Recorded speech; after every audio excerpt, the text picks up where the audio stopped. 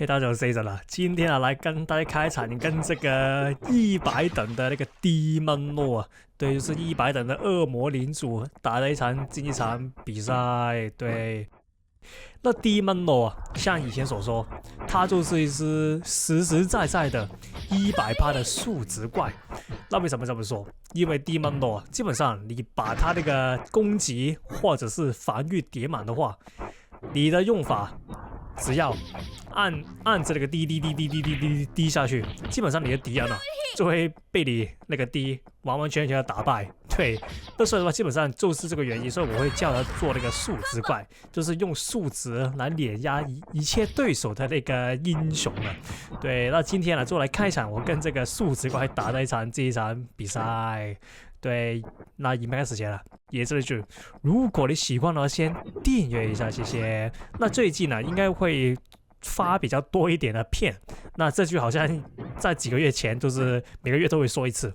那這是應該是真的，這是，但應該是不會再說完之後沒事發生一樣。對，那大家要期待一下。那我們回到這個比賽裡面。那打 Demon Lord 的話，其實 Demon Lord 在這次的更新裡面就已經改過一次，算一個 nerf 吧。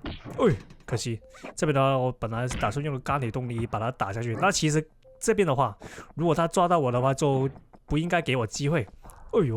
那這邊要可以飛得上去。那剛才說，如果他剛才那個狀態抓到我的話，他應該是直接把我打死。那他直接把我打下去的話，那就是等於給我機會。OK， 這邊做到。那我的 SD 還沒開啊，可惜。那自從這個超雄的，所以超雄已經 buff 了一次啊。但他其中一個改動就是，他抓了之後不是會轉圈圈嘛？那個轉圈圈其實他把那個轉圈圈的速度減慢了很多。那這個的話，其實對於一般的超雄玩家來說，可能是一個 buff， 因為如果轉得慢的話，那就代表你可以選擇那個位置嘛。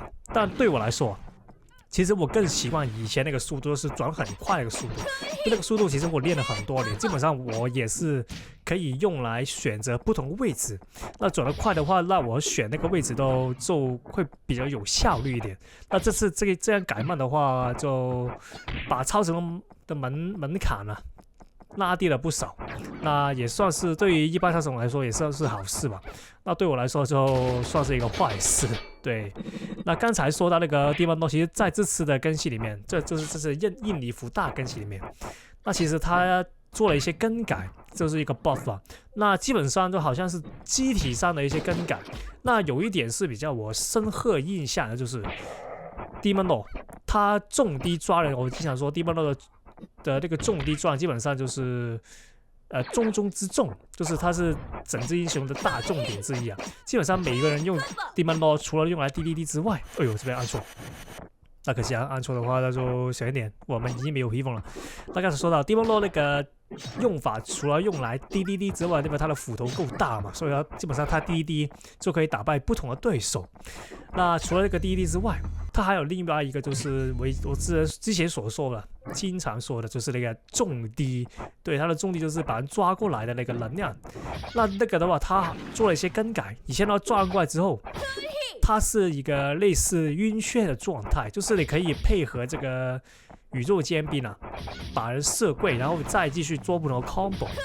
但這次的改動之後，就把這個暈眩改了半暈眩，就是你不能再配合什麼宇宙尖兵來射，那你只可以直接用 Demon Lord 來滴。就是其實這個改動也是合理啦，因為 Demon Lord 的話，其實它單體的作戰能力已經是一個很厲害的一個英雄了。那如果你還讓他配合不同的英雄來進行那個高傷害 combo 的話，那他會變成一個非常之 OP 的一個英雄啊。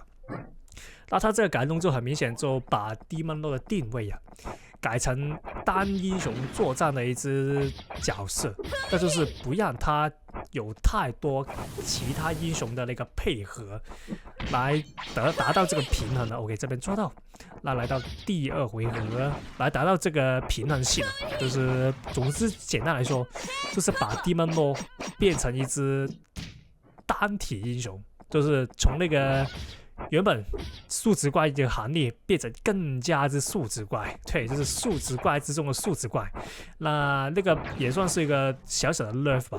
那但是也清楚了解釋了他的現在的一個英雄定位。OK， 那來到第3回合，這邊的話小一點啊，打地夢肉的話，我們就小心別讓他能量抓到。那我們以前說過啊，打地夢肉的話，如果要提防他能量，那很明顯，第一就是別讓他打到，這個是最容易理解，但同時也是最難做到的，因為地夢肉打的時間是挺簡單，或者是把你上那個火焰狀態的話也是挺簡單。那第二的話，就是這個是也算是比較難做一點，就是逼他換英雄。那逼他換英雄的話，因為他換了英雄的話，他能量就不會保留嘛。那他能量不會保留的話，那他就做不到那個重低的那個抓人過來的那個功能。那我們把他逼他換英雄的話，其實最簡單的方法就是第一啊，把他打下去那個掉落區，那個是最簡單的。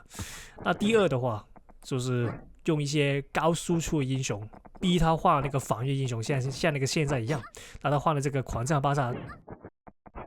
不錯，那就逼着他換英雄。OK， 他這邊換錯，那我們直接把他打下去。OK， 那他應該死了。那來到這個第4回合，對，第4回合，那他繼續用這個地夢肉。那我們就其實地夢肉對於會打的對手來說，就是如果他用地夢肉，那如果對面是會應對地夢肉的話，那其實地夢肉啊，對他來說應該是一個雙面刃。怎麼說？就是如果對面會打的話，他是會不停的把你打下去，那你的地夢肉就沒有能量用。或者如果你是想純能量的話，那你的血量就會扣很快。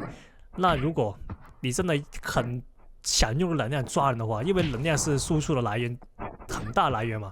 那如果你這很想用那個重低來賺的話，基本上你就會讓敵人抓到你這個心理啊。